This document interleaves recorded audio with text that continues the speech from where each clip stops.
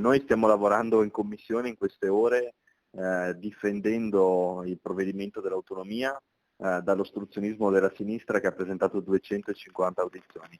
Qualche polemica di troppo di qualcuno che ha vissuto per anni grazie a questo movimento, spesso senza portare grandi risultati, non vanno bene, soprattutto in questo momento storico. Altro che polemica, Alberto Stefani, segretario veneto della Lega, ricorre addirittura a una nota ufficiale da Roma per replicare alle esternazioni sulla stampa nazionale dell'europarlamentare vittoriese Gian Antonio D'Arè, non nuovo in realtà a critiche aperte al leader Matteo Salvini.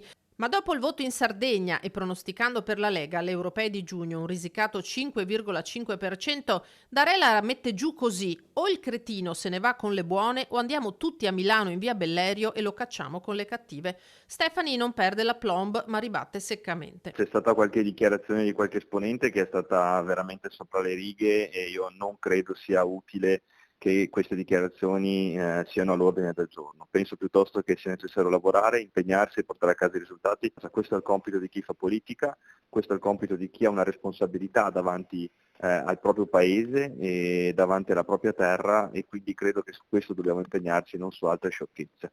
Lavorare e non sollevare polveroni. Mi riferisco soprattutto, rincara il segretario, a chi fa polemiche da anni e ha da poco perso tutti i congressi in Veneto, da ultimo quello nazionale, e non di poco.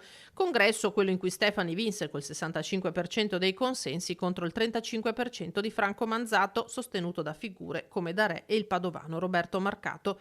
Posizione quella del segretario condivisa da altri nel Carroccio, come il trevigiano Giuseppe Paolin, che accusa pubblicamente D'Arè di sputare nel piatto in cui sta mangiando.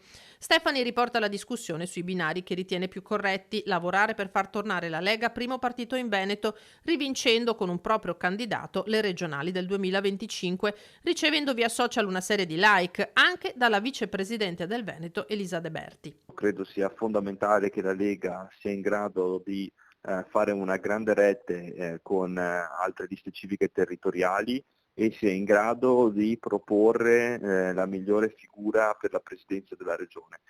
Tanto che la Lega intende riproporre nei prossimi mesi il tema del terzo mandato dei governatori. È una battaglia ancora aperta, noi, ripeto, la stiamo riproponendo in tutte le sedi parlamentari e quindi auspichiamo che ci possa essere una convergenza anche da parte delle altre forze politiche.